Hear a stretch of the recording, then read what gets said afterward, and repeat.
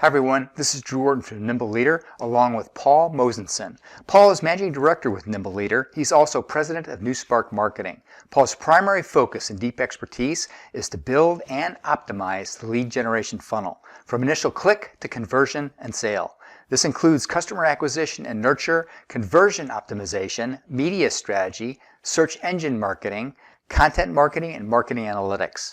During our session today, we will review and discuss the keys to effective website optimization, tactics that will help you persuade website visitors to become buyers for your products and services. To maximize our efficiency today, a few ground rules. Please follow Zoom etiquette. If you're moving around or if there's a lot of background noise, everyone will notice, and this will impact the session. With your permission, I, Drew, will play the role of traffic cop throughout our time together. My goal is to manage our time efficiently, so please bear with me should I interrupt. Okay, so let's step into find growth fast, drive more sales with your website. If you have a budget for paid media, for SEO, advertising, webinars, etc., those channels just won't perform as well as hoped if your website's not optimized to convert the web traffic you do get into actual leads and opportunities. So this may seem like marketing 101, but you better be tracking your website conversion rate. And for those, just to clarify, a conversion rate is based on Google Analytics goal completions you're tracking. The formula I use is visitor engagement actions, or the sum of web form fills, website calls, or email submissions divided by the website visitors across a defined time period. I mean, knowing this data sets the stage for tracking improvements. Okay, so that's really important. So there's a base to be able to track the website performance and seeing whether or not it's delivering against the goals. Now, Paul, you have often referenced something that you have called the buyer's journey. I think this is really a good start for our conversation today. Can you explain what you mean by this? Again, typically it's how buyers buy, especially with high ticket items that need more time to make decisions on which companies to purchase from. You're building trust throughout the process. And eventually, no matter how good your salespeople are, it still comes down to a website that works to build trust in its content and proof of your solutions when decision time comes. We all need to ask ourselves if our websites address our buyer's journey, and specifically the decision-making process. Okay, so that's really an important point. And I was really surprised when you shared the data from this recent slide. I think it's very significant. So you had identified that 46% of people who visit a website will leave because of lack of clear message, 37% leave because of poor design, and a single bad experience on a website makes users 88% less likely to visit that website again. So when I think about my investment in a website, these metrics are really, really important and really certainly the focus and urgency for our conversation today. Now, something you've also mentioned is the 5 focal points of website optimization. Can you review with the group what you mean by this and provide a little more detail? I can. These are the 5 categories. So it's a high-level look at how a website should work. Visibility is number 1. Your search engine rankings and the paid media, links and directories, emails, and more, tactics that drive traffic to your website. And usability, once they get there, is the design compelling and the menu in a logical format. Messages focused on the buyer's needs. That's important. Laid out in an organized fashion that's easily seen on desktop and mobile. And credibility, that's where proof and trust comes in. We'll more about this in a bit. Sellability. Do you have powerful offers to drive leads? Are the offers being tracked? And then scalability. Can the website be updated easily to reach new markets or new services?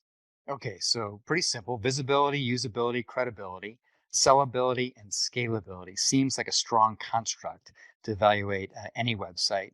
Now, I really like this visual that you shared with us. What do you mean when you say think like a buyer? Well, look at the questions. Clients need help answering these questions, but it's the essence of building website content. Rarely do websites answer all these questions, but they need to. Okay, so Paul, I'd agree with your comments here, and I wonder how many leadership teams evaluate their websites through the rigor of the buyer's perspective. Now, Paul, I always look for tactical specificity when advising clients, and this top 10 checkoff list that you provided seems to provide tangibles we all need to think about when evaluating website development. Can you share your thoughts on the power of this list? I can. This shows more details of an ideal conversion-friendly website.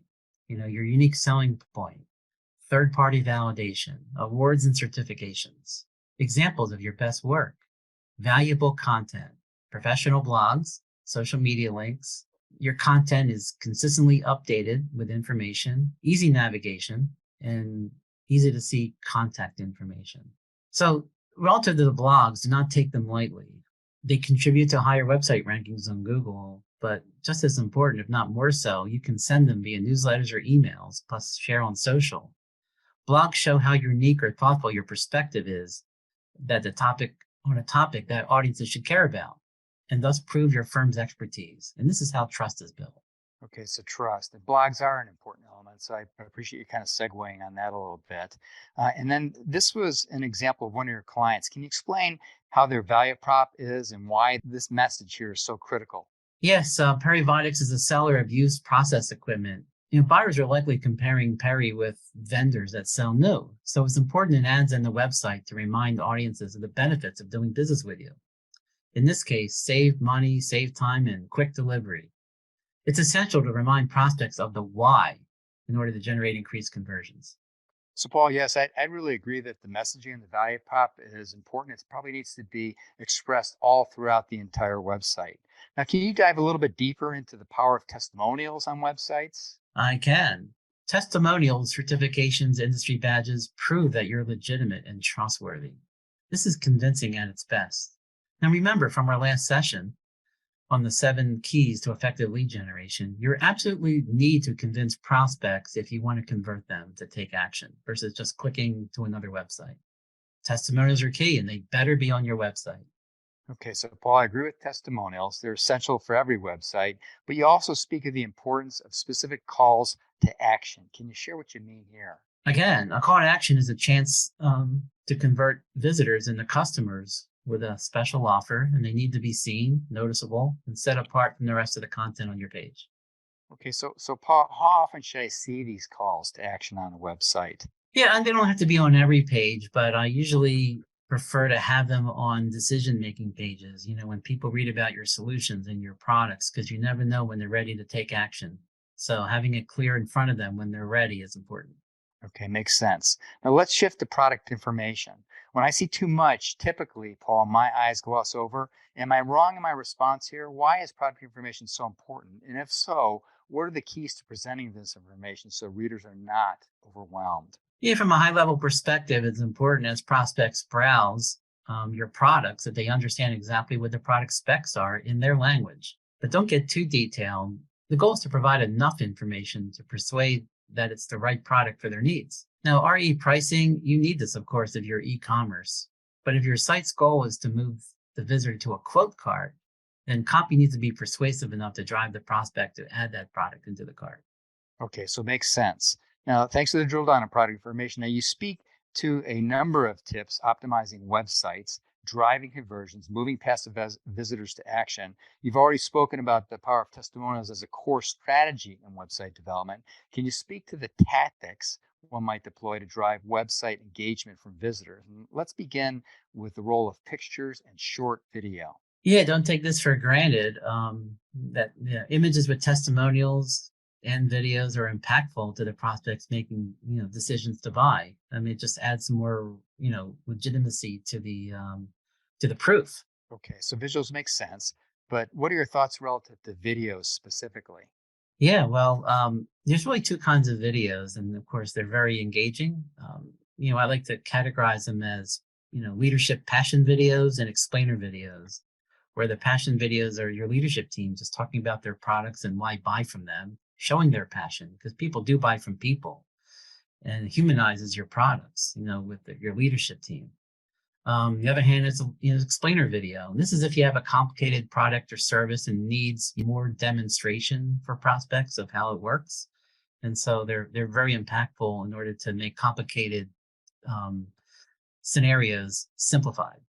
Okay, so 2 different types of videos, and then you also speak about badges. What are you talking about here? Yeah, we mentioned before about badges and certifications, especially if you're e-commerce, to remind audiences of your trust and that buying from you is secure.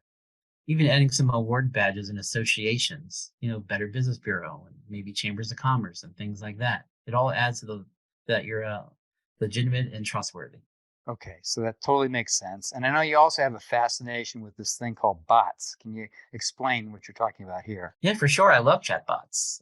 They're kind of like a mini FAQ. Prospects can easily ask questions, and a bot can answer. And if not, the chatbot can offer a call to action to get in touch. Most ask for emails and phone numbers. Okay. When I think about bots, what's your perspective on where you might put these things, in the website? Are they all over the place? How do you use this tool judiciously? Yeah, as a default, they're in the bottom right. And depending on the tool, they could be other places, but the bottom right is typical. It's shied away from the rest of your content, and it's easily seen, especially on mobile as well. Okay, so that makes sense. Now, then you talk about a final touch. When getting ready to leave a website. What do you mean here? These exit overlays and offers. Yeah, you've seen these, whether you X them out or not, but they do work for adding additional leads to your website. Offer something special, a discount, a deal, or maybe offer a newsletter or a lead magnet. Used strategically, they do work. Okay, and this is a little bit different. Can you talk about what you're trying to accomplish here? Yeah, this is another client I have, Peribiotics, of course, we showed before, and they have a complicated, long catalog on their website, but their salespeople can also get products that they don't have on the website. So if you can't find what you're looking for, we have this pop-up that shows like, hey, if you can't find it, we can help you. Just Okay, have your information, and then we can engage with them. okay, so just another opportunity to call for action. Now, part of this involves actually filling out forms. Do you have a perspective on that? Yeah, it's kind of controversial out there, but too many form fields and people do give up. I guess the research shows that, but it's okay to be strategic here. Only ask for the most important information. Sometimes you can ask for, maybe a drop down box of a buying phase, for example, or a product solution, things like that. But again, just be strategic in how many form fields you need to engage with a prospect. It can be tested. Okay, great. So Paul, these are all great tactics, and what I appreciate is that many of them do not really require a rethink on company strategy. However, one of my pet peeves is website navigation. What are your thoughts here? Yeah, it's a big thing. Yeah, when you have easily seen and organized navigation, that it can make all the difference between keeping a customer on your page or losing them to a competitor. To test if you have good navigation, ask yourself as you visit your own website, can I return to a previous page easily?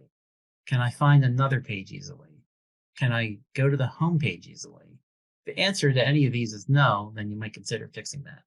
Okay, so that makes sense as well. And then finally, the ubiquitous, phone number.